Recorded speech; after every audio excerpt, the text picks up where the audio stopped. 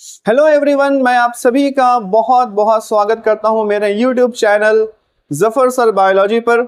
आज का हमारा जो ये सेशन होने वाला है, जैसा कि मैंने आपको लास्ट वीडियो में ही बताया था कि भाई आज का जो सेशन होगा, यानी कि जो अपकमिंग सेशन होगा, वो सेशन होगा एबीटीए को सॉल्व करने का।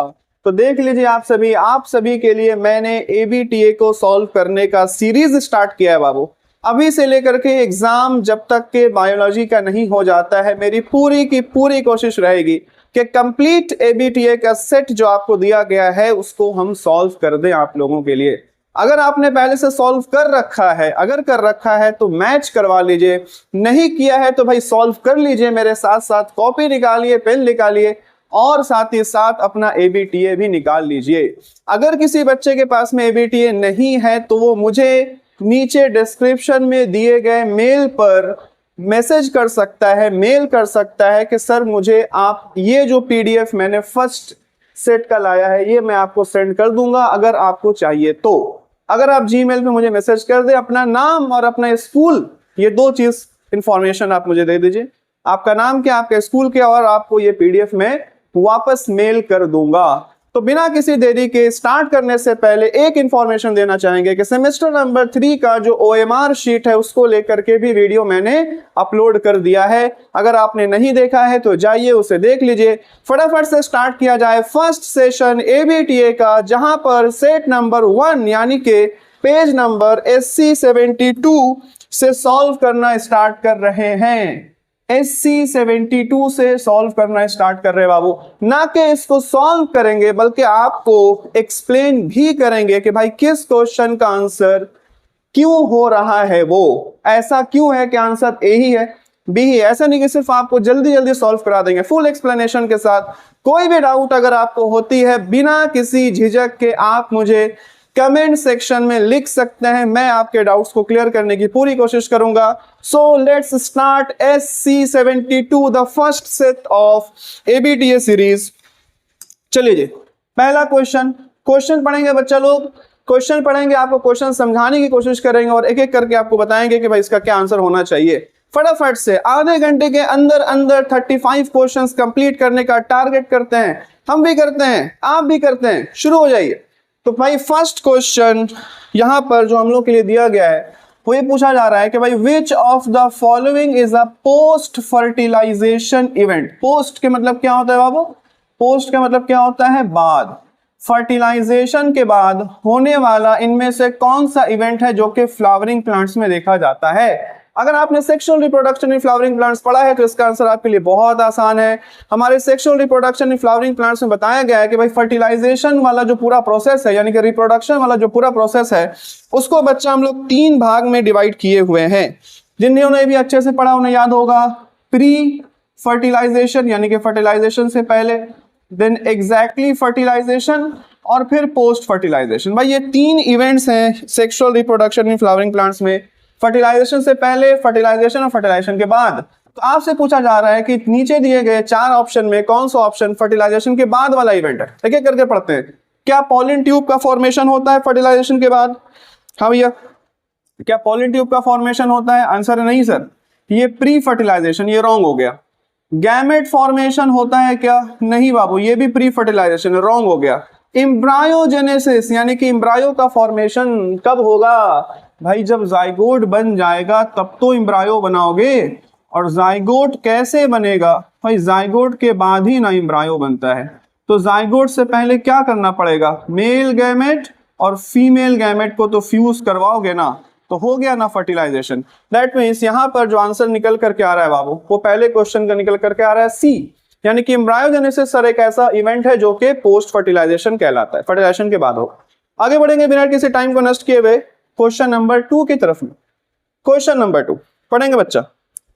इन double fertilization of angiosperms, one sperm fuses with एक स्पर्म एग के साथ। एग किसको बोलते हैं बच्चा? एग किसको बोलते हैं? एग बोलते हैं फीमेल गैमेट को। तो आपको बोला जा रहा है कि एक स्पर्म यानी एक मेल गैमेट फ्यूज करता है फीमेल गैमेट के साथ, यानी एक के साथ जाइगोट बनाने के लिए, जबकि दूसरा वाला किसके साथ फ्यूज करता है? कौन कौन बच्चा अच्छे से डबल फर्टिलाइजेशन पढ़ करके आया है?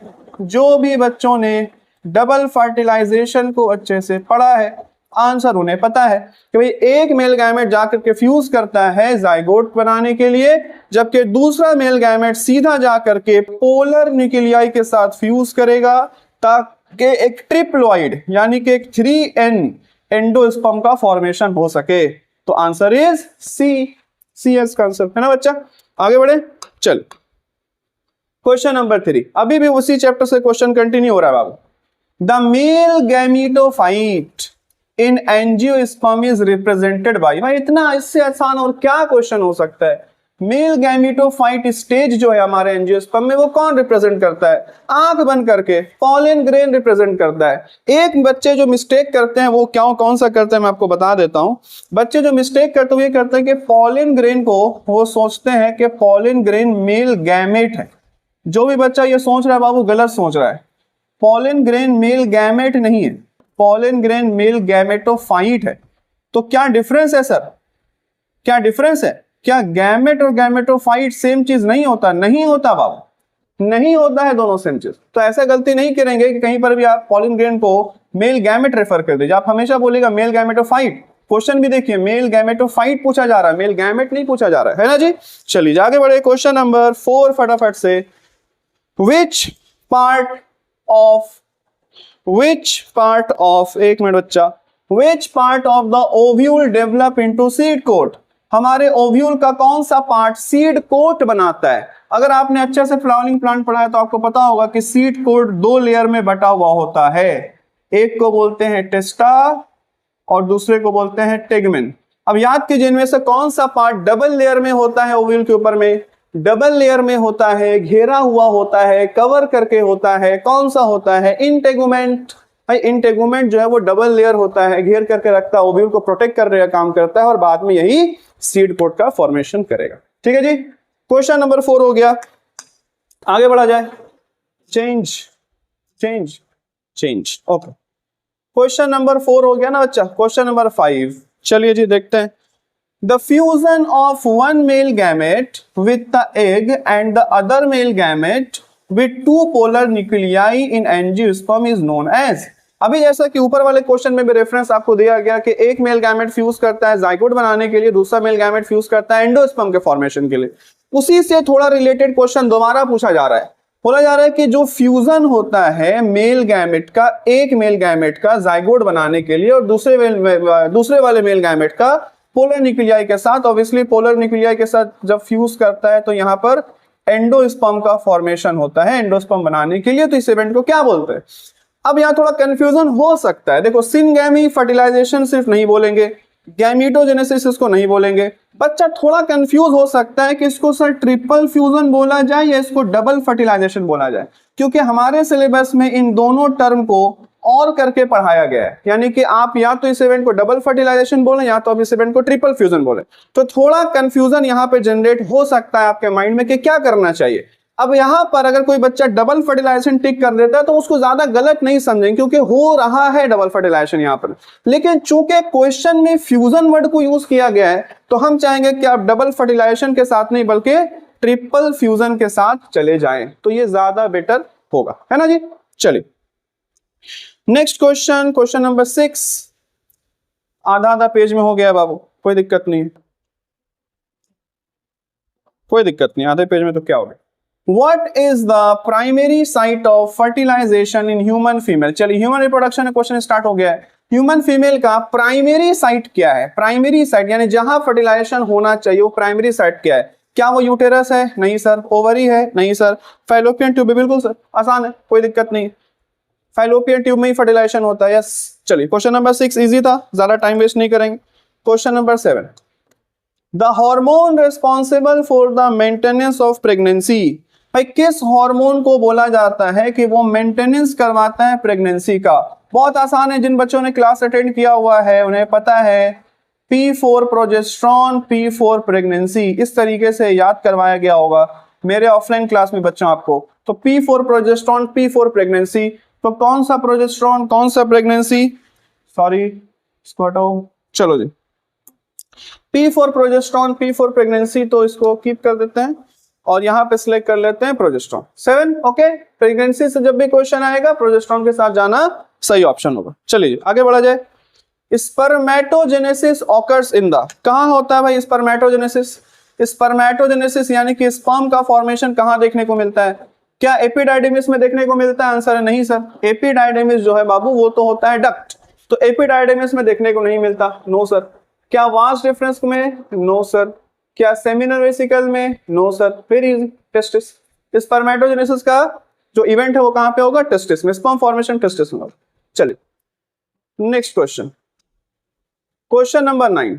Which of the following is a barrier method of contraceptive? इनमें से किसको आप, इनमें 4 दिए गए ऑप्शन में से इनमें से किसे आप बैरियर मेथड ऑफ कॉन्ट्रासेप्टिव मानते हैं? रिप्रोडक्टिव हेल्थ से क्वेश्चन है बाबू। ओरल कॉन्ट्रासेप्टिव पिल नहीं, ये तो मेडिसिन है। कॉपर टी बिल्कुल भी नहीं, ये तो IUD यानी इंट्रा यूटेराइन डिवाइस है। कॉन्डोम्स यस सर, ये है बैरियर मेथड और यही होगा सही। ट्यूबेक्टोमी भी नहीं होगा क्योंकि ये सर्जिकल मेथड में आता है ना जी। तो ऑप्शन नंबर सी। ओके, कोई भी दिक्कत नहीं है बाबू? कोई डाउट हो तो कमेंट, है ना, कोई दिक्कत नहीं है। The first successful test tube baby was born using.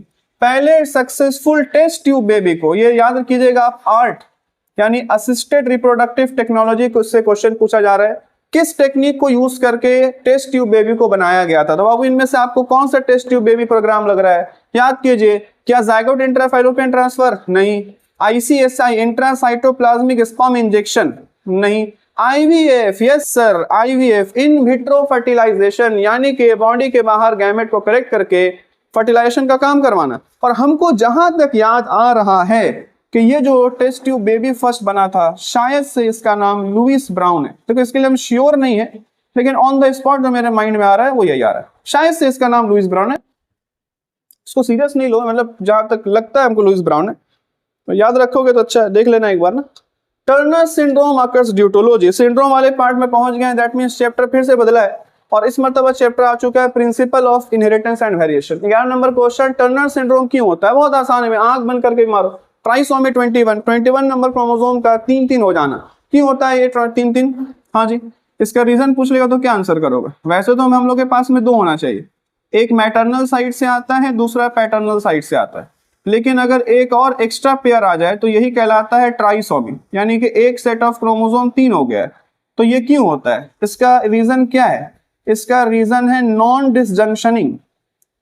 हाँ, क्लास में पढ़ाया हुआ है, क्लास में पढ़ाया हुआ है। क्या आंसर है? नॉन डिसजंक्शनिंग। डिटेल में पढ़ाया, देख लीजिएगा। चलिए आगे बढ़ा जाए। Yes sir. Which of the following is a sex linked recessive disorder? इनमें से कौन सा एक सेक्स लिंक्ड रिसेसिव डिसऑर्डर है? क्या है भाई? 2-3 डिसऑर्डर का तो नाम ही दिया है। आंख बंद करके हेमोफीलिया मारेंगे। एक और ऑप्शन देख ही ले क्या? अच्छा 4 ऑप्शन तो यहीं पर है। अगर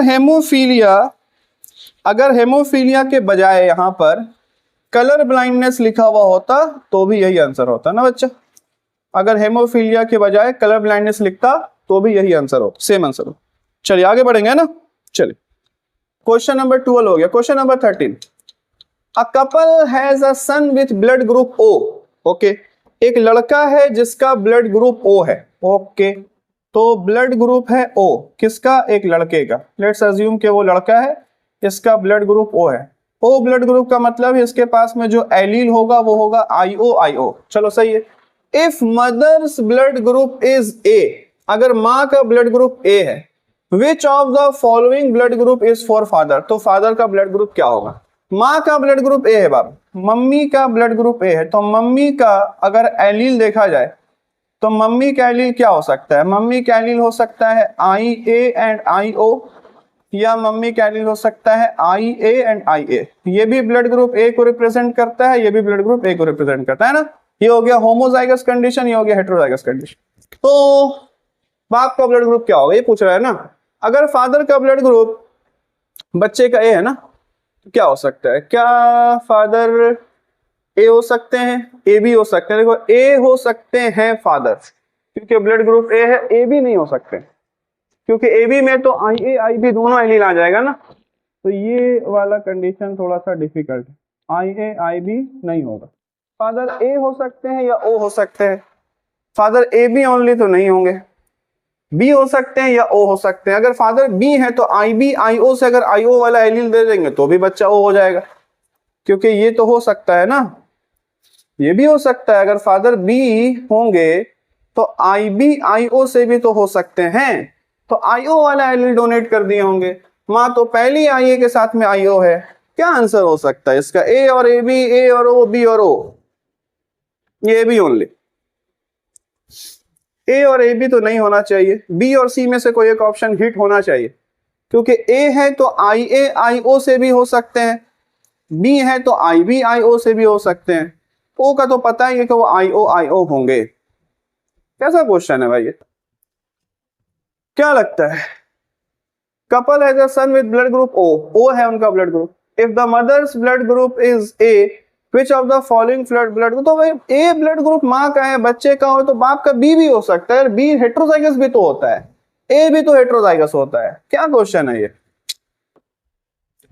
क्या इसमें कुछ क्वेश्चन में गड़बड़ है क्या? लग तो यही रहा है। आंसर बी और सी दोनों ही पॉसिबल, दोनों ही पॉसिबल, क्योंकि अगर फादर ए मान लेते हैं तो फादर ए के साथ आई ए आई ओ भी तो हो सकते हैं, तो ओ वाला एलील को डोनेट कर देंगे।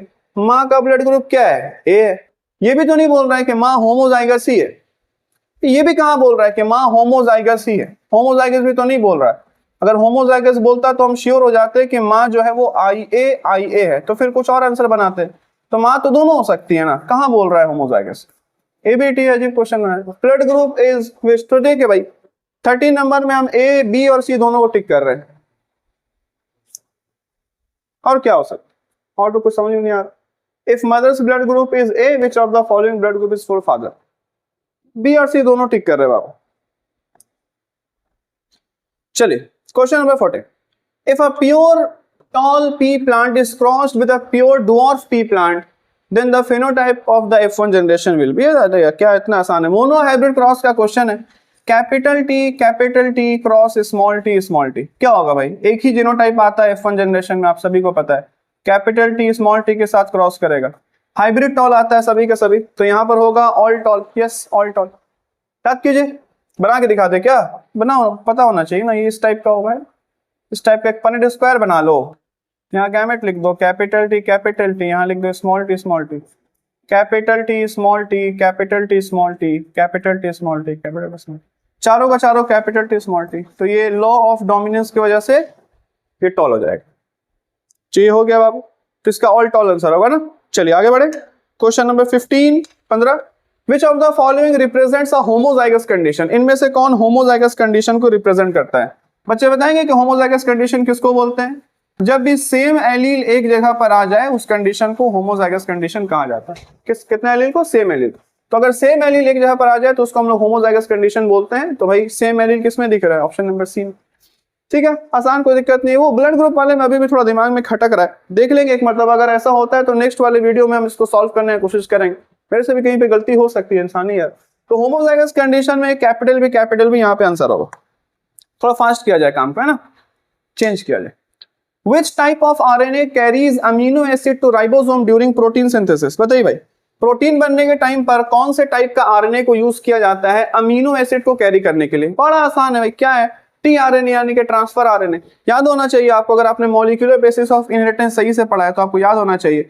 यही आरएनए के साथ में एक इवेंट किया जाता है जिसे अमीनोसाइलेशन कहते हैं, and this is the first step of translation. Translation का ही सबसे पहला स्टेप। तो ये हो गया टीआरएनए, आसान, कोई दिक्कत नहीं। आगे बढ़े। The enzyme responsible for DNA replication, नींद में भी ये नाम भूलोगे नहीं बाबू। वो एंजाइम जो डीएनए रेप्लिकेशन करवाता है, खोज के निकालो। DNA polymerase, option number D, DNA polymerase. DNA polymerase का पूरा नाम क्या है? What is the full name of DNA polymerase? नहीं बताते हैं, कमेंट करो। बायोलॉजी वालों कमेंट करो, डीएनए पॉलीमरेज का पूरा नाम क्या है? चलिए एक और कमेंट करना, उसका स्पीड क्या है? 2 क्वेश्चन कर रहे हैं। द एंटीकोडोन 3 प्राइम से लेकर के 5 प्राइम पर यूजीसी है, will pair with which codon on mRNA? Anticodon किसके पास होता है बाबू? विच आरएनए हैव एंटीकोडोन? एंटीकोडोन होता है टीआरएनए के पास। तो इस मेरे क्वेश्चन के अकॉर्डिंग जो एक टीआरएनए है उसके पास में एंटीकोडोन है यूजीसी। तो आपसे मेरा क्वेश्चन पूछा जा रहा है कि भाई जो mRNA होगा उसके ऊपर में कौन सा कोड होना चाहिए। कर लो उल्टा भाई, क्या दिक्कत है, क्या दिक्कत है। mRNA का डायरेक्शन होता है 5 प्राइम से 3 प्राइम, तो यहाँ पर भी सब 5 से 3 है तो उतना कोई टेंशन नहीं है। U के ऑपोजिट में क्या लगेगा, U के ऑपोजिट में क्या लगेगा बताओ। यूरासिल थाइमिन के रिप्लेसमेंट में होता है ना, अगर थाइमिन होता तो एडेनिन लगता, थाइमिन के रिप्लेसमेंट में तो एडेनिन। G के ऑपोजिट में C, C के ऑपोजिट में G, ACG, ACG, ए नंबर ऑप्शन। ठीक है, आगे बढ़े। Which of the following best describe an operon? चलिए जी, लैक ओपेरॉन नाम का एक टॉपिक आप लोगों को याद होगा, पता होगा कि मॉलिक्यूलर बेसिस ऑफ इनहेरिटेंस में इस टॉपिक को ऐड किया गया है। इनमें से कौन सा स्टेटमेंट सबसे अच्छा डिस्क्राइब करता है ओपेरॉन को। जिन भी बच्चों ने अच्छे से पढ़ा है उनको पता होना चाहिए ओपेरॉन कहा जाता है कलेक्शन ऑफ जीन्स को। किसको बोलते हैं बाबू, कलेक्शन ऑफ जीन्स को। तो इनमें से देखिए क्या है, a segment of DNA that codes for only one gene, नहीं, a group of gene regulate together, yes बाबू ये होगा अ ग्रुप ऑफ जीन। चाहे ग्रुप बोल दो चाहे कलेक्शन बोल दो, चाहे ग्रुप बोल दो चाहे कलेक्शन बोल दो, ग्रुप ऑफ जीन या कलेक्शन ऑफ जीन, ये आंसर होने वाला है ना, बी नंबर। आगे बढ़े। The process by which DNA is copied into RNA. लो भैया हलवा क्वेश्चन, हलवा क्वेश्चन। डीएनए को आरएनए का कॉपी करने का जो इवेंट है उसे क्या बोलो भाई। सेंट्रल लॉन्ग क्वेश्चन है, रेप्लिकेशन, ट्रांसक्रिप्शन, ट्रांसलेशन के स्टेप आपको पढ़ाया गया होगा। डीएनए से आरएनए फॉर्मेशन करने के लिए कौन से स्टेप करोगे, ट्रांसक्रिप्शन, ट्रांसक्रिप्शन, सी नंबर, बहुत आसान, वेरी इजी, कोई टेंशन नहीं। आगे बढ़ेंगे। Which of the following statement supports the theory of common ancestry in evolution? चारों में से कौन सा स्टेटमेंट एवोल्यूशन के कॉमन एंसेस्टरी को सपोर्ट करता है। कॉमन एंसेस्ट्री का मतलब समझते हो, यानी कि आज तो तुम अलग अलग हो, आज तो तुम लोग अलग अलग हो, लेकिन कभी एक टाइम पर तुम लोग सब एक रहे होगे। कॉमन एंसेस्ट्री यही बोलती है। जैसे तुमको एग्जांपल दें, हम लोग इंसान ले लेते हैं मैन, ठीक है, एग्जांपल ले लो चीता, एग्जांपल ले लो व्हेल। तो मैन भी मैमल है, चीता भी मैमल है, व्हेल भी मैमल है। तो व्हेल अलग है, एकदम अलग मछली के जैसा दिखता है, एवोल्यूशन उसका वैसे हुआ है। चीता का बिल्कुल अलग है, मैन का बिल्कुल अलग है, लेकिन हम लोग सब कहीं ना कहीं कॉमन एंसेस्ट्री शो करते हैं। जैसे हम लोग सबके पास में memory gland, this is called common ancestry. तो बोल रहे इनमें से कौन सा स्टेटमेंट इसको सही तरीके से प्रूफ करता है, बताइए। All organism have identical DNA sequence, नहीं भाई सबके पास तो ऐसा नहीं। एक सेकंड बाबू, सबके पास तो ऐसा नहीं। Similar embryonic development in different species, okay. The presence of analogous structures का प्रेजेंट होना, या genetic mutation being absent in evolution में, जेनेटिक म्यूटेशन वाला तो नहीं होगा। बी और सी में से कोई एक ऑप्शन होना चाहिए, बताइए बच्चा लोग क्या ऑप्शन लगता है आपको। बी और सी में से कोई एक होना चाहिए, क्या लगता है आपको क्या होगा। ए नंबर को हम लोगों ने डिस्कार्ड कर दिया है, क्या हो गया भाई ये हट क्यों नहीं रहा है। ए नंबर को हम लोगों ने डिस्कार्ड कर दिया है कि ये नहीं होगा। सी डी नंबर को भी हम लोगों ने डिस्कार्ड कर दिया, ये नहीं होगा। क्या सिमिलर एम्ब्रियोनिक डेवलपमेंट देखा जाता है डिफरेंट स्पीसीज में, ये कॉमन एंसेस्ट्री दिखाती है। या presence of analogous organ common ancestry दिखाती है। भाई जो एनालोगस ऑर्गन का प्रेजेंस है वो कॉमन एंसेस्ट्री नहीं दिखाती है बाबू, वो नहीं दिखाती है कॉमन एंसेस्ट्री। इसका आंसर होगा B number, similar embryonic development in different species. अगर आपने एवोल्यूशन का चैप्टर अच्छे से पढ़ा है तो आपको पता होना चाहिए ये क्वेश्चन एम्ब्रियोनिक एविडेंस है, ये क्वेश्चन एम्ब्रियो के एविडेंस से आया है बाबू। जिसको प्रपोज करने वाले साइंटिस्ट का नाम क्या था, हाँ क्या था बताओ, अर्नस्ट हैकेल था, Ernst Hückel. A population in Hardy-Weinberg equilibrium will not show, ये भैया बढ़िया क्वेश्चन बोल रहा है कि जो पॉपुलेशन, एक पॉपुलेशन है जो हार्डी-वेइनबर्ग इक्विलिब्रियम में है, पढ़े हो ना अच्छे से हार्डी-वेइनबर्ग equilibrium, P plus Q is equals to 1, P square plus 2PQ plus Q square is equals to 1, expression याद है ना। बोल रहा है इनमें से अगर कोई पॉपुलेशन हार्डी-वेइनबर्ग इक्विलिब्रियम को फॉलो कर रहा है तो क्या शो नहीं करेगा। हार्डी-वेइनबर्ग बोला था कि 5 क्राइटेरिया बता रहे हैं वो फॉलो होना चाहिए, वो सब चीज नहीं होनी चाहिए, समझ रहे हो ना। 5 क्राइटेरिया बता रहे हैं वो सब चीज नहीं होना चाहिए, तभी कोई पॉपुलेशन हार्डी-वेइनबर्ग इक्विलिब्रियम में रहेगा। तो अगर किसी पॉपुलेशन को हार्डी-वेइनबर्ग इक्विलिब्रियम में रहना है तो वो पॉपुलेशन जेनेटिक ड्रिफ्ट को कभी शो नहीं करेगा। Genetic drift one of the criteria है हार्डी-वेनबर इक्विलिब्रियम का कि वो चीज होना चाहिए। तो यहाँ पर ए नंबर आंसर बन करके निकलेगा कि भाई जेनेटिक ड्रिफ्ट एक पॉपुलेशन कभी शो नहीं करेगा अगर वो हार्डी-वेनबर इक्विलिब्रियम को फॉलो कर रहा है। चलिए बाबू आगे बढ़ेंगे। द एंडोसिम्बायोटिक थ्योरी, भैया ये तो क्लास 11 का क्वेश्चन, ये तो क्लास 11 का क्वेश्चन है। The endosymbiotic theory explains the origin of, ये तो cell the unit of life से उठा लिया भाई। एंडोसिम्बायोटिक थ्योरी में आपको बताया गया था कि पुराने जमाने में बैक्टीरिया आकर के घुस गया था यूकैरियोटिक सेल में और एक सिम्बायोसिस किया था। तो वो कौन सा दो बैक्टीरिया था जो आज भी प्रेजेंट है? Mitochondria and chloroplast. ये कहां से है? पटांग क्वेश्चन, ये हमारे सिलेबस में नहीं है, cell the unit of life का क्वेश्चन। पता नहीं हो कहीं पे होगा लेकिन मैच नहीं कर रहा। Which type of natural selection favors individual with extreme traits? ओ भैया बढ़िया क्वेश्चन है।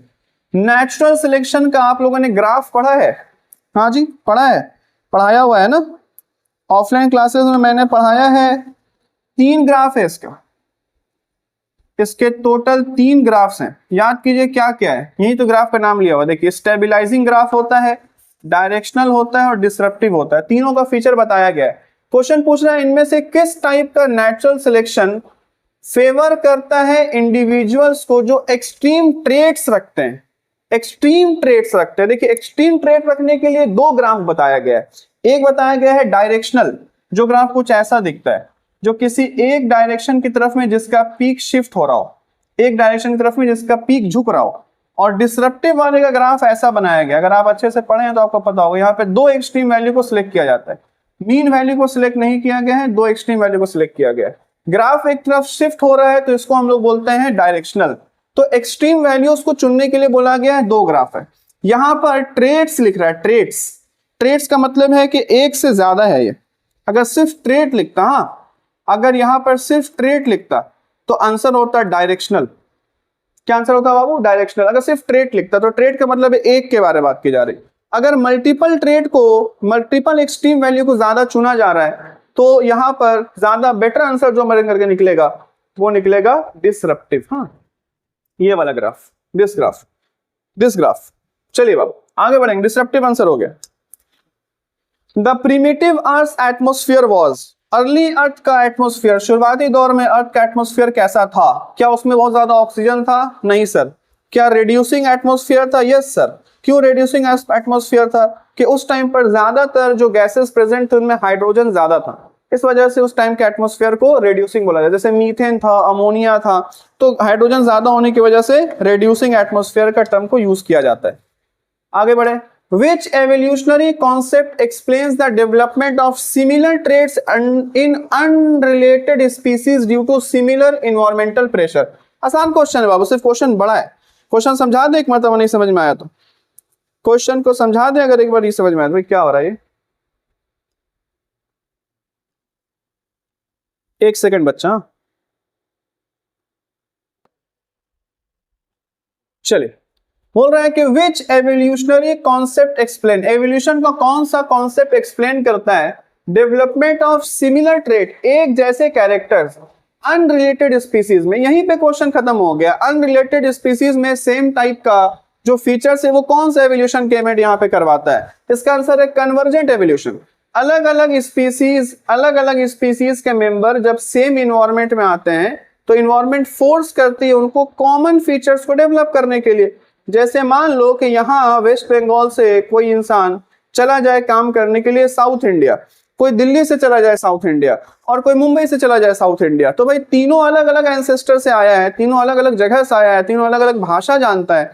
लेकिन जब वो साउथ इंडिया चला गया तो वहां पर वहां का एनवायरनमेंट उसको फोर्स करेगा कि भाई आप वहां के लैंग्वेज को सीखिए, क्योंकि आपको वहां सर्वाइव करना है, वहां आपको कम्युनिकेट करना है, वहां आपको बातचीत करनी है, तो वहां का लैंग्वेज आपको सीखना होगा। ऐसे हम लोग किसी दूसरी जगह पर जाते हैं तो वहां के एनवायरनमेंट के अकॉर्डिंगली हम लोग को ढलना पड़ता है। कोई बंगाल में आएगा तो उनको भी बंगला सीखना पड़ेगा या बंगला जानना चाहिए, जिससे वो कम्युनिकेट कर पाए, आसान पाए। इसको किसी भी आप एग्जांपल से समझ सकते हैं। मैं वन ऑफ द लैंग्वेज के एग्जांपल दे रहा हूँ कि अगर कॉमन एंसेस्ट्री, अगर आप अलग अलग एंसेस्टर एक जगह पर जमा हो जाए तो कॉमन फीचर्स को सपोर्ट करना पड़ता है, और इस टाइप का एवोल्यूशन को हम लोग कन्वर्जेंट एवोल्यूशन बोलते हैं।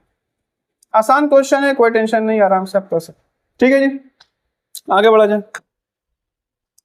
The structure formed after the morula stage, फिर से ह्यूमन रिप्रोडक्शन घूम के आया बाबू, मोरूला, ब्लास्ट्यूला, गैस्ट्यूला, यही तो सीक्वेंस है, morula, blastula, gastrula. In human embryonic development is blastula. Morula के बाद कौन सा स्टेज आता है? ब्लास्ट्यूला। कोई टेंशन नहीं, 27 नंबर पे पहुंच गया बाबू, आगे बढ़ेंगे। 28 number, a part of mutation, a part of mutation in gene sequence में रिजल्ट, अगर किसी जीन के सीक्वेंस में कोई पार्ट में म्यूटेशन हो जाए तो वो क्या रिजल्ट करेगा? Chromosomal rearrangement? नहीं। Additional of entire chromosome? नहीं, इतना बड़ा नहीं। Change in a single nucleotide? Yes बाबू, अगर किसी जीन में म्यूटेशन होता है तो change in a single nucleotide हो सकता है, जिसे हम लोगों के सिलेबस में पढ़ाया गया है। किस नाम से पढ़ाया गया हम लोगों के सिलेबस में? पॉइंट म्यूटेशन, पॉइंट म्यूटेशन के नाम से पढ़ाया गया। और पॉइंट म्यूटेशन का एक एग्जाम्पल भी दिया गया है। कौन सा डिजीज है पॉइंट म्यूटेशन का एग्जाम्पल? Sickle cell anaemia. ठीक है जी, आगे बढ़े। चलिए फिर से लैक ऑपेरॉन से क्वेश्चन है बच्चा। The lac operon in E coli, lac operon जो भी बच्चा पढ़ा उसको पता होना चाहिए। E coli is activated. Lac operon E coli में कब एक्टिवेट होता है? लैक्टोज के प्रेजेंस से बाबू।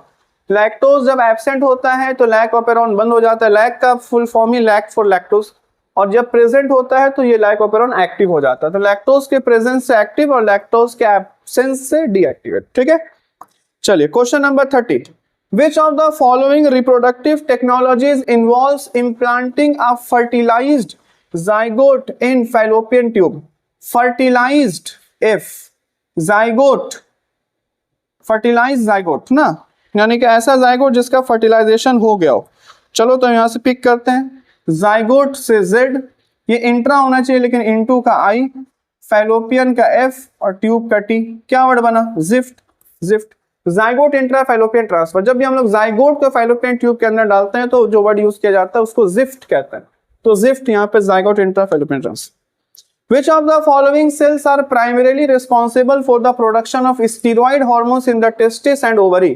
इनमें से किस सेल को आप टेस्टिस और ओवरी में प्राइमरी रिस्पॉन्सिबल मानते हैं कि स्टीरॉइड हार्मोन बनाता होगा? अब स्टीरॉइड हार्मोन जो मेल के अंदर होता है वो आपको पता होगा टेस्टोस्टेरोन है, टेस्टोस्टेरोन है, और फीमेल के अंदर में आपको पता होगा ईस्ट्रोजन है एंड प्रोजेस्टेरॉन है। तो आपसे यही पूछ रहा है कि भाई वो कौन से सेल्स हैं जो ये काम करते हैं मेल में और फीमेल में? तो मेल में तो सबको पता होगा ये काम लेडिक सेल करता है बाबू। सर्टोली सेल वाला ऑप्शन पहले ही रिमूव, सर्टोली सेल वाला ऑप्शन पहले ही रिमूव। बचा क्या हम लोग के पास में? लेडिक सेल वाला बी एंड सी का option. Leydig cell and granulosa cells, यही आंसर होगा बाबू, Leydig cell and granulosa cells. अगर आप सही से फॉलिक्यूलोजेनेसिस पढ़ करके आए हैं oogenesis का, तो आपको पता होगा कि फीमेल के ओवम के ऊपर में एक लेयर ऑफ सेल्स आता है जिसका नाम होता है ग्रैन्युलोसा, यही सेल सीक्रेट करता है एस्ट्रोजन और प्रोजेस्टेरोन। चलिए question number 32, which genetic disorder is caused by extra copy of chromosome number 21? तो फिर से वही क्वेश्चन पूछ रहा है, ट्राइसोमी 21 की वजह से कौन सा डिसऑर्डर होता है? Down syndrome. C number, time को वेस्ट नहीं, आगे बढ़े। The function of histone in DNA packaging, histone protein का क्या फंक्शन है डीएनए पैकेजिंग के टाइम पर? हिस्टोन प्रोटीन पता ना बाबू, जिसको हिस्टोन ऑक्टामर भी बोलते हैं। हिस्टोन प्रोटीन जिसे हिस्टोन ऑक्टामर भी कहा जाता है। कैसा चार्ज रखता है histone octamer? Positive charge. DNA का चार्ज कैसा होता है? Negative charge. डीएनए का लेंथ कितना होता है? 2.2 मीटर। तो क्वेश्चन पूछा जाता है भाई इतना लंबा डीएनए एक सेल के अंदर में कैसे अटा हुआ है? तो packaging of DNA double helix का टॉपिक आप लोग पढ़े होंगे chapter number 5 molecular basis of inheritance में, मॉलिक्यूलर बेसिस ही है ना। तो वहां पर आपको बताया जाएगा कि हिस्टोन प्रोटीन हेल्प करता है डीएनए के बाइंडिंग में, न्यूक्लियोसोम फॉर्मेशन एंड क्रोमाटिन का जो धागा बनता है उसके वजह से इसका जो आंसर होगा वो होगा सुपर कॉइलिंग ऑफ डीएनए, यानी डीएनए को बहुत ज्यादा कॉइल करना। जिस तरीके से हम लोग लंबा लंबा धागा को लटाई में लपेट करके एक छोटी सी जगह पर रख लेते हैं, उसी तरीके से हिस्टोन प्रोटीन पर भी डीएनए को लपेट करके रखा जाता है। तो इतना बड़ा डीएनए एक छोटे से न्यूक्लियस के अंदर में भी अट जाता है। 34, What is the significance of crossing over during meiosis? आसान क्वेश्चन भाई, क्रॉसिंग ओवर का क्या फायदा है मियोसिस के टाइम पर? Variation, variation, genetic variation. आखिरी question, the father of genetic, ओ भैया इसमें क्या है? Gregor Johann Mendel, father of genetics. Clear है बाबू? टोटल 35 क्वेश्चन को कर दिए हैं सॉल्व आप लोगों के लिए। एक क्वेश्चन जो ब्लड ग्रुप वाला था थोड़ा कंफ्यूजन है, देखते हैं अगर वो सही है तो सही है, नहीं तो फिर नेक्स्ट वाले में डिस्कस कर लेंगे। सारे क्वेश्चन को कर दिए कंप्लीट। SC 72 का जहां से प्रैक्टिस सेट हमारा स्टार्ट हो रहा था उस प्रैक्टिस सेट को पूरा कंप्लीट कर दिए हैं। अगर आपको कोई कंफ्यूजन है इसमें तो कमेंट कीजिए, कोई दिक्कत नहीं, आपके कमेंट का आंसर किया जाएगा। कोई भी कंफ्यूजन है तो नेक्स्ट वीडियो में मिलेंगे, इसके आगे वाले सेट को सॉल्व करेंगे। नए हो तो चैनल को सब्सक्राइब कर लो, दोस्तों के साथ शेयर करो।